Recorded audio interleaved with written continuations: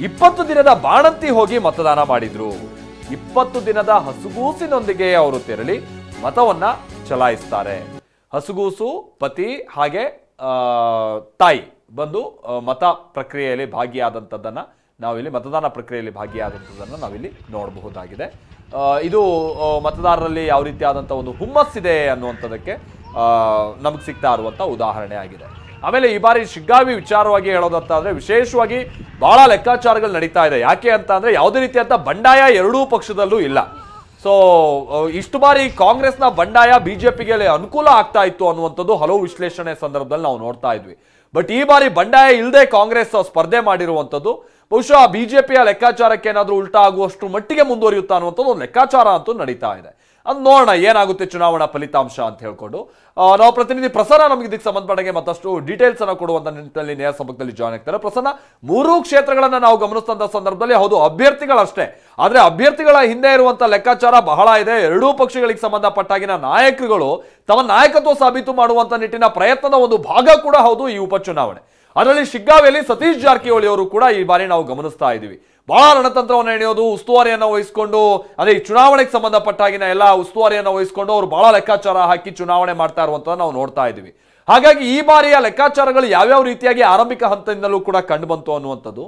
ಅದರ ಜೊತೆಗೆ ನಾನು ಈಗ ತಾನೇ ಹೇಳ್ತಾ ಇದ್ದಾಗೆ ಈ ಶಿಗ್ಗಾವಿಯಲ್ಲಿ ಈ ಬಾರಿ ಬಂಡಾಯ ಶಮನ ಮಾಡುವಂತ ನಿಟ್ಟಿನಲ್ಲಿ ಎರಡೂ ಪಕ್ಷಗಳು ಕೂಡ ವಿಶೇಷ ಗಮನ ಸಲ್ಲಿಸಿರುವಂಥದ್ದು ಚುನಾವಣಾ ಫಲಿತಾಂಶವನ್ನ ಯಾವ ರೀತಿಯಾಗಿ ಲೆಕ್ಕಾಚಾರ ಹಾಕೋದಕ್ಕೆ ಕಾರಣ ಆಗ್ತಾ ಇದೆ ಅಂತ ಪ್ರಸನ್ನ.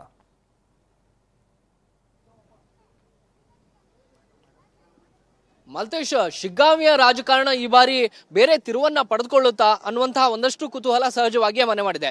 ಕಾಂಗ್ರೆಸ್ ಇಲ್ಲಿ ಅಲ್ಪಸಂಖ್ಯಾತ ಸಮುದಾಯದ ಅಭ್ಯರ್ಥಿಗೆ ಟಿಕೆಟ್ ಅನ್ನು ಕೊಟ್ಟಿದೆ.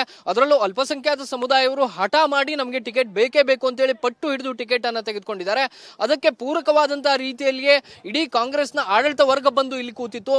7-8 ಮಂದಿ ಸಚಿವರು ಜಿಲ್ಲಾ ಪಂಚಾಯತ್ ವಾರು ಜವಾಬ್ದಾರಿಯನ್ನು ವಹಿಸಿಕೊಂಡು ಇಲ್ಲೇ ಟಿಕಾಣಿ ಓಡಿದ್ರು.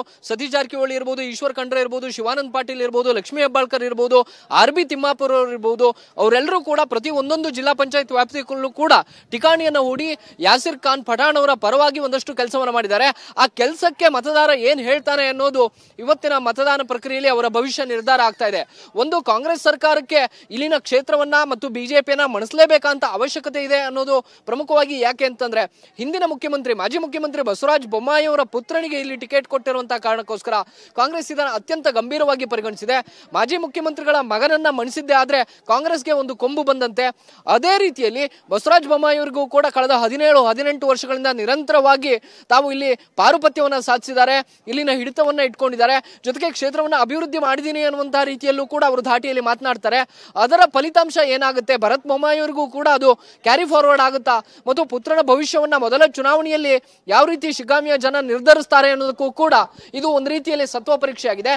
ಆ ಕಾರಣಕ್ಕೋಸ್ಕರ ಬಸವರಾಜ ಬೊಮ್ಮಾಯಿ ಅವರು ಕೂಡ ಇಲ್ಲಿನ ಚುನಾವಣೆಯನ್ನ ಗೆಲ್ಲೇಬೇಕು ಅಂತೇಳಿ ಸಾಕಷ್ಟು ಹಠ ತೊಟ್ಟು ನಿಂತಿದ್ದಾರೆ. ಒಂದು ಅಂದ್ರೆ ಇಡೀ ಆಡಳಿತ ವರ್ಗ ಇಲ್ಲಿ ಬಂದು ನಿಂತಾಗ್ಲೂ ಕೂಡ ಬಸವರಾಜ ಬೊಮ್ಮಾಯಿ ಅವರು ತಮ್ಮ ಮೇಲೆ ತಾವೇ ಡಿಪೆಂಡ್ ಆಗಿದ್ರು ಹೊರತಾಗಿ ಹೊರಗಿನ ರಾಜಕಾರಣಿಗಳಿಂದ ಡಿಪೆಂಡ್ ಆಗೇ ಇರಲಿಲ್ಲ. ಅವರು ಬೇರೆ ರಾಜಕಾರಣಿಗಳು ಬಂದು ಇಲ್ಲಿ ಪ್ರಚಾರ ಮಾಡ್ತಾರೆ ಅನ್ನುವಂತ ಯಾವ ಕಾರಣಕ್ಕೂ ಕೂಡ ಇಲ್ಲಿ ಕೈಕಟ್ಟಿ ಕೂತಿರಲಿಲ್ಲ. ತಾವೇ ಖುದ್ದಾಗಿ ಓಡಾಡಿ ಮನೆ ಮನೆಗೆ ತೆರಳಿ ಮತದಾನಕ್ಕೆ ಜನ ಒಲಿಸುವಂತ ಮತದಾರರ ಮನಗೆಲ್ಲುವಂತ ಒಂದಷ್ಟು ಪ್ರಯತ್ನಗಳನ್ನ ನಿರಂತರವಾಗಿ ಸಾಧಿಸಿಕೊಂಡ್ರು. ಅದಕ್ಕೆ ಪೂರಕವಾದಂತಹ ರೀತಿಯಲ್ಲಿಯೇ ಶಿಗ್ಗಾವಿಯಲ್ಲೂ ಕೂಡ ವಾತಾವರಣ ಕಂಡು ಬರ್ತಾ ಇದೆ. ಇಲ್ಲಿ ಜನರ ಅತ್ಯುತ್ಸಾಹವನ್ನು ನಾವು ಬೆಳಗ್ಗಿನಿಂದಲೂ ಕಂಡು ದಂಗಾಗಿ ಹೋಗಿದ್ದೀವಿ. ಅಷ್ಟರ ಮಟ್ಟಿಗೆ ಜನ ಹರಿದು ಬರ್ತಾ ಇದ್ದಾರೆ. ಒಂದು ರೀತಿಯಲ್ಲಿ ಸಾಗರದ ರೀತಿಯಲ್ಲಿ ಜಾತ್ರೆಗೆ ಜನ ಬಂದ ರೀತಿಯಲ್ಲಿ ಬಂದು ಇಲ್ಲಿ ಮತದಾನ ಪ್ರಕ್ರಿಯೆಯಲ್ಲಿ ಭಾಗಿಯಾಗ್ತಾ ಇದ್ದಾರೆ. ಕಳೆದ 2-2.25 ತಾಸಾಯಿತು ಇಲ್ಲಿ ನಿರಂತರವಾಗಿ ಕ್ಯೂ ಗಟ್ಟಿ ನಿಂತಿದ್ದಾರೆ. ದಂಡಿಯಾಗಿ ಬರ್ತಾ ಇದ್ದಾರೆ. ಆಟೋಗಳಲ್ಲಿ ವಾಹನಗಳಲ್ಲಿ ಬಂದು ತಮ್ಮ ಕುಟುಂಬಸ್ಥರ ಸಮೇತರಾಗಿ ಬಂದು ಇಲ್ಲಿ ಮತದಾನ ಪ್ರಕ್ರಿಯೆಯಲ್ಲಿ ಭಾಗಿಯಾಗುವಂತ ಕೆಲಸವನ್ನ ಮಾಡ್ತಾ ಇದ್ದಾರೆ. ಹೆಚ್ಚಾಗಿ ಹಿರಿಯ ನಾಗರಿಕರು ಬರ್ತಾ ಇದ್ದಾರೆ. ಇಲ್ಲಿ ವೀಲ್ ಚೇರ್ಗಳಲ್ಲಿ ಬಂದು ತಮ್ಮ ಹಕ್ಕನ್ನ ಚಲಾಯಿಸುವಂತ ಕೆಲಸವನ್ನು ಕೂಡ ಮಾಡ್ತಾ ಇದ್ದಾರೆ. ಇಲ್ಲಿ ವೀಲ್ ಚೇರ್ಗಳಲ್ಲಿ ಬಂದು ಮತದಾನ ಪ್ರಕ್ರಿಯೆಗೆ ಭಾಗಿಯಾಗೋದಕ್ಕೆ ಏನೆಲ್ಲ ಅವಕಾಶ ಮಾಡಿಕೊಡ್ಬೇಕು ಅದನ್ನ ಮಾಡಿಕೊಡ್ಲಾಗಿದೆ. ಈ ರೀತಿಯ ಉತ್ಸಾಹವನ್ನ ಬೆಳಗ್ಗಿನಿಂದಲೂ ಕೂಡ ಶಿಗ್ಗಾವಿಯ ನಗರ ಭಾಗದ ಜನ ತೋರಿಸ್ತಾ ಇದ್ದಾರೆ. ಜೊತೆಗೆ ಹೆಚ್ಚಿನ ಸಂಖ್ಯೆಯಲ್ಲಿ ಇಲ್ಲಿ ನಾವು ಗಮನಿಸಿದ್ರೆ ಇದೊಂದು ಜಾತ್ರೆಯ ವಾತಾವರಣ ಇಲ್ಲಿ ಕಂಡು ಬರ್ತಾ ಇದೆ. ಇಲ್ಲಿ ಬಂದು ಕ್ಯೂನಲ್ಲಿ ನಿಂತವರು ಮನೆಯ ಒಳಗಡೆ ಕೂತವರಿಗೆ ರೋಲ್ ಮಾಡಲಾಗಬೇಕು ಅನ್ನುವಂತಹ ರೀತಿಯ ದೃಷ್ಟಿಯಿಂದ ಹಿರಿಯ ನಾಗರಿಕರು ಹೆಚ್ಚಿನ ಸಂಖ್ಯೆಯಲ್ಲಿ ಬರೋದನ್ನ ಗಮನಿಸಿದ್ರೆ ಯುವಕರು ಎಲ್ಲ ಒಂದ್ ಕಡೆ ಈ ದೃಶ್ಯಗಳನ್ನ ಗಮನಿಸಿ ತಾವು ಕೂಡ ಮನೆಯಿಂದ ಹೊರಗೆ ಬಂದು ಮತದಾನ ಮಾಡ್ತೀವಿ ಅನ್ನುವಂಥದ್ದಕ್ಕೆ ಹೆಚ್ಚು ಪೂರಕವಾಗಿರಬೇಕು.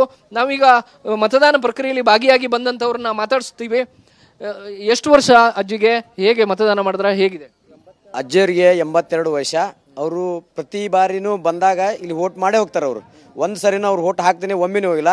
ಅವರು ಅವ್ರ ಮಗ ಅವರು ಕೂಡ ಕರ್ಕೊಂಬಂದು ಅವ್ರ ತಾಯಿಯನ್ನು ಕರ್ಕೊಂಬಂದು ಇಲ್ಲಿ ಪ್ರತಿ ವರ್ಷನೂ ಇಲೆಕ್ಷನ್ ಇದ್ದ ಸಂದರ್ಭದಲ್ಲಿ ಬಂದು ವೋಟಿಂಗ್ ಮಾಡೇ ಮಾಡ್ತಾರೆ. ಸರ್, ಈಗ ಮನೆಗೆ ಕುಂತಿರ್ತಾರ, ಅವ್ರಿಗೆ ಏನಂತೀರಿ? ಯಾರು ತಾಯಿಯರಿಗೆ ರೀ? ಅಲ್ಲ, ತಾಯಿಯರು ಬಂದು ವೋಟ್ ಹಾಕಿದ್ರ? ವೋಟ್ ಹಾಕಿದ್ರು. ಹ್ಞೂ ರೀ, ಮನೆಯವರು ಅವ್ರು ಬರ್ತಾರೆ ವೋಟ್ ಹಾಕಾಕಿಗೆ. ಅವ್ರನ್ನ ಕರ್ಕೊಂಬಂದು ಎಲ್ಲಾರನ್ನ ಕರ್ಕೊಂಬಂದು ವೋಟ್ ಹಾಕಿಸ್ಕೊಂಡು ಹೋಗ್ತಾವ್ರಿ. ನಾವು ಶಿಗ್ಗಾಂವಿಗೆ ನೋಡ್ತಾ ಇದೀವಿ, ಫುಲ್ ರೆಸ್ಪಾನ್ಸ್, ಭಾಳ ಜನ ಮನೆಯಿಂದ ಹೊರಗೆ ಬಂದು ವೋಟ್ ಹಾಕ್ತಿದ್ದಾರೆ, ಕ್ಯೂ ನಿಂತಿದ್ದಾರೆ. ಏನು ಹೇಳ್ತೀರಿ ಜನಕ್ಕೆ? ಎಲ್ಲ ಚಲೋ ಅಂತವ್ರಿ, ಏನು ಅನ್ನಂಗಿಲ್ಲ. ಬಂದಷ್ಟು ಚಲೋ, ಎಲ್ಲರೂ ಒಬ್ರು ಬಿಡ್ದಂಗೆ ಬಂದು ವೋಟ್ ಹಾಕ್ತಾರೆ ರೀ. ಎಲ್ಲರೂ ಖುಷಿಲಿಂದ ಬಂದು ಅವ್ರವ್ರಿಗೆ ಯಾವ್ದು ಬೇಕಾಗಿರ್ತೈತೆ ಅವ್ರವ್ರು ಹಾಕಿ ಹೋಗ್ತಾರೆ ಆ ಖುಷಿಲಿ. 82 ನಡಿತಾವ್ರಿ ವಯಸ್ಸ. ಅವ್ರ ಮಗ ರೀ ನಾವು. ನಮಗೀಗ 59 ನಡಿತಾವ್ರಿ. ಇಲ್ಲ ಇಲ್ರಿ, ಕುಂತಿಲ್ರಿ. ಇಲ್ಲಿ ಗದ್ದಲ ಇರೋದಕ್ಕೆ ಅಲ್ಲೇ ತರಬಿ ಕೈ ಹಿಡ್ಕೊಂಡು ಕರ್ಕೊಂಬಂದಿವ್ರಿ. ಒಳಗೆ ಬರಾಕ ಇಲ್ಲಿ ಬಿಡಲ್ಲ ಗಾಡಿ, ಪೊಲೀಸರು ಅದ ಅಂತಂದು ಸಾಹೇಬ್ರು ಹಿಂಗೆ ಕರ್ಕೊಂಡು. 82 ವರ್ಷದ ವೃದ್ಧೆಯರು ಅವರು ಕೂಡ ಬಂದು ಯುವಕರು ನಾಚುವಂತ ರೀತಿಯಲ್ಲಿ ಮತದಾನ ಪ್ರಕ್ರಿಯೆಯಲ್ಲಿ ಭಾಗಿಯಾಗ್ತಾ ಇದ್ದಾರೆ. ಈ ಸರತಿ ಸಾಲುಗಳನ್ನ ಗಮನಿಸಿದ್ರೆ ಎಲ್ಲೋ ಒಂದ್ ಕಡೆ ಶಿಗ್ಗಾಂವಿಯ ಜನ ಉತ್ತಮವಾದಂತ ರೆಸ್ಪಾನ್ಸ್ ಅನ್ನ ಕೊಡ್ತಿದ್ದಾರೆ ಅನ್ನುವಂಥದ್ದು ಗೊತ್ತಾಗ್ತಾ ಇದೆ. ಅಂದ್ರೆ ಮತದಾನ ಪ್ರಕ್ರಿಯೆಯಲ್ಲಿ ಯಾಕೆ ಹೆಚ್ಚು ಜನ ಭಾಗಿಯಾಗಬೇಕು ಅಂತಂದ್ರೆ, ಎಲ್ಲೋ ಒಂದ್ ಕಡೆ ಕೇವಲ 50% ಜನ ವೋಟ್ ಹಾಕಿದ್ರೆ ಇನ್ನುಳಿದ 50% ಜನರ ಅಭಿಪ್ರಾಯ ಏನು ಅನ್ನೋದೇ ನಮ್ಗೆ ಅರ್ಥ ಆಗೋದಿಲ್ಲ. ಹೀಗಾಗಿ ನೈಜ ಅಭ್ಯರ್ಥಿಯನ್ನ, ಅಸಲಿ ಅಭ್ಯರ್ಥಿಯನ್ನ, ಯಾರು ಕೆಲಸ ಮಾಡೋದಕ್ಕೆ ಸಾಧ್ಯ ಅಂತವ್ರನ್ನ ಆಯ್ಕೆ ಮಾಡೋದಕ್ಕೆ ಸಾಧ್ಯ ಆಗೋದು ಮನೆಯಿಂದ ಹೊರಗೆ ಬಂದು ಮತದಾನ ಪ್ರಕ್ರಿಯೆಯಲ್ಲಿ ಭಾಗಿಯಾದಾಗ ಮಾತ್ರ. ಇಲ್ಲಿ ನಾವು ಗಮನಿಸಬಹುದು, ಹೆಚ್ಚಿನ ಸಂಖ್ಯೆಯಲ್ಲಿ ಮಹಿಳೆಯರು ಬರ್ತಾ ಇದ್ದಾರೆ. ಒಂದು ಸಮುದಾಯದ ಜನರಂತೂ ಹೆಚ್ಚಿನ ಸಂಖ್ಯೆಯಲ್ಲಿ ಬರ್ತಾ ಇರುವಂತದ್ದು. ಉಳಿದವರಿಗೂ ಕೂಡ ಇದು ಒಂದು ರೀತಿಯ ಆದರ್ಶ ಆಗಬೇಕು. ಮನೆಯಲ್ಲಿ ಕೂತವರು ಎದ್ದು ಹೊರಗಡೆ ಬಂದು ಹೌದು ನಾವು ಕೂಡ ಮತದಾನ ಪ್ರಕ್ರಿಯೆಯಲ್ಲಿ ಭಾಗಿಯಾಗಬೇಕು ಅನ್ನುವಂಥ ಉತ್ಸಾಹವನ್ನ ತಮಗೆ ತಾವೇ ತಂದ್ಕೊಳ್ಬೇಕು. ಆ ರೀತಿಯ ವಾತಾವರಣ ಕಂಡು ಬರ್ತಾ ಇದೆ.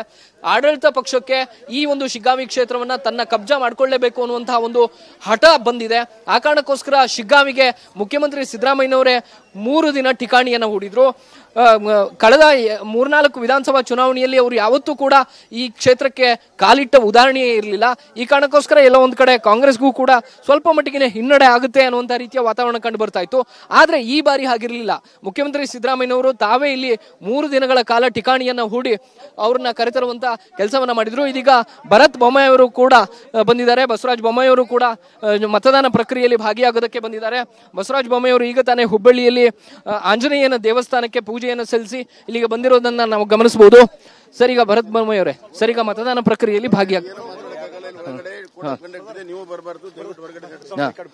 ಈಗ ಭರತ್ ಬೊಮ್ಮಾಯಿ ಮತ್ತು ಬಸವರಾಜ ಬೊಮ್ಮಾಯಿ ಅವರು ಈಗ ತಾನೇ ಮತದಾನ ಪ್ರಕ್ರಿಯೆಯಲ್ಲಿ ಭಾಗಿಯಾಗೋದಕ್ಕೆ ಬರ್ತಾ ಇರುವಂತದ್ದನ್ನ ದೃಶ್ಯಗಳಲ್ಲಿ ನಾವು ಕೂಡ ಗಮನಿಸ್ತಾ ಇದ್ದೀವಿ. ಬೆಳಗ್ಗೆ ಹುಬ್ಬಳ್ಳಿಯ ಆಂಜನೇಯ ದೇವಸ್ಥಾನಕ್ಕೆ ಹೋಗಿ ಪೂಜೆ ಸಲ್ಲಿಸಿ ಬಂದಂತಹ ಭರತ್ ಬೊಮ್ಮಾಯಿ ಅವರು ಮತ್ತು ಬಸವರಾಜ ಬೊಮ್ಮಾಯಿ ಅವರು ಇಬ್ರು ಕೂಡ ಈಗ ಮತಗಟ್ಟೆ ಸಂಖ್ಯೆ 101 ಇಲ್ಲಿರುವಂತಹ ಮತಗಟ್ಟೆಗೆ ಬರ್ತಾ ಇದ್ದಾರೆ. ಶಿಗ್ಗಾಂವಿಯ ಸರ್ಕಾರಿ ಮಾದರಿ ಗಂಡು ಮಕ್ಕಳ ಶಾಲೆಯಲ್ಲಿ ಇರುವಂತಹ ಮತಗಟ್ಟೆ 101. ಇಲ್ಲಿಯೂ ಕೂಡ ಸಾಕಷ್ಟು ಕ್ಯೂ ಇದೆ. ದೊಡ್ಡ ಸಂಖ್ಯೆಯಲ್ಲಿ ಮಹಿಳಾ ಮತದಾರರು ಇಲ್ಲಿ ನಿಂತಿರೋದನ್ನ ಗಮನಿಸ್ತಾ ಇದ್ದೀವಿ. ಈಗ ಭರತ್ ಬೊಮ್ಮಾಯಿ ಮತ್ತು ಬಸವರಾಜ ಬೊಮ್ಮಾಯಿ ಅವರು ಅವರ ಕುಟುಂಬ ಸಮೇತರಾಗಿ ಬಂದಿದ್ದಾರೆ. ಅವರು ಮತದಾನ ಪ್ರಕ್ರಿಯೆಯಲ್ಲಿ ಭಾಗಿಯಾಗ್ತಾರೆ.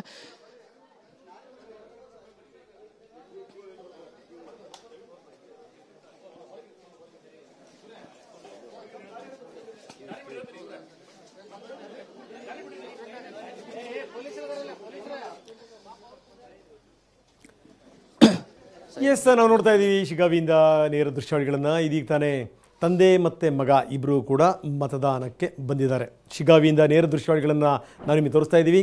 ಬಸವರಾಜ ಬೊಮ್ಮಾಯಿ ಮತ್ತು ಪುತ್ರ ಭರತ್ ಬೊಮ್ಮಾಯಿ. ಒಂದು ಲೆಕ್ಕದಲ್ಲಿ ಶಿಗ್ಗಾಂವಿ ಈ ಪ್ರತಿಷ್ಠೆಯ ಕಣವಾಗಿ ಮಾರ್ಪಟ್ಟಿದೆ. ಒಬ್ಬರು ಮಾಜಿ ಮುಖ್ಯಮಂತ್ರಿ, ಜೊತೆಗೆ ಆಗಲೇ ಮಾಲ್ತೇಶ್ ಹೇಳ್ತಾ ಇದ್ದರು, ಈ ಹುಡುಗ ಮೊದಲಿಂದಲೂ ಕೂಡ ರಾಜಕೀಯವನ್ನು ಬಲ್ಲಂಥವ್ರು, ತಾತನ ಕಾಲದಿಂದ ರಾಜಕೀಯವನ್ನು ನೋಡಿದಂಥವ್ರು, ಬೊಮ್ಮಾಯಿಯವ್ರ ಕಾಲದಿಂದ ರಾಜಕೀಯವನ್ನು ನೋಡಿದಂಥವ್ರು. ಆಮೇಲೆ ಅವರ ಅಜ್ಜನೂ ಮುಖ್ಯಮಂತ್ರಿ, ಜೊತೆಗೆ ಅವ್ರ ತಂದೆನೂ ಮುಖ್ಯಮಂತ್ರಿ.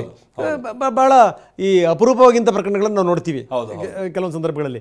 ಸೊ ಇವರೀಗ ರಾಜಕೀಯ ಪರೀಕ್ಷೆಗೆ ಬಂದಿರೋದು. ಸೊ ನನಗೆ ಒಂದು ಜ್ಞಾಪಕ ಆಗುತ್ತೆ ಮಾಲ್ತೇಶ್, ಏನಂದರೆ ಹಿಂದೆ ಅವ್ರು ಇಂಟರ್ವ್ಯೂ ಮಾಡ್ತಿರೋಂಥ ಸಂದರ್ಭದಲ್ಲಿ ಕುಟುಂಬಸ್ಥರು ಏನಾದರೂ ನೀವು ನಿಮ್ಮ ಡಿಮ್ಯಾಂಡನ್ನು ನೀಡಿ, ಅಂದರೆ ರಾಜ್ಯಕ್ಕೆ ಏನಾಗಬೇಕು ಅಂತ ನೀವು ಬಯಸ್ತೀರಿ ಅಂತಂದಾಗ ಅವ್ರು ಹೇಳಿದ್ರು, ನಾನು ರಾಜಕೀಯದಿಂದ ಭಾಳ ದೂರ ಇದ್ದೀನಿ, ನಾನು ಅಪ್ಪಿ ಮಾತಾಡಲ್ಲ ಅಂತ. ಅಂದರೆ ಬದಲಾದಂಥ ಸಂದರ್ಭ ಮತ್ತು ಸನ್ನಿವೇಶಗಳು ಹೆಂಗೆ ರಾಜಕೀಯ ಅವಕಾಶವನ್ನು ಸೃಷ್ಟಿ ಮಾಡಿಬಿಡುತ್ತೆ ಅನ್ನೋಕ್ಕೆ ಒಂದು ಬೆಸ್ಟ್ ಎಕ್ಸಾಂಪಲ್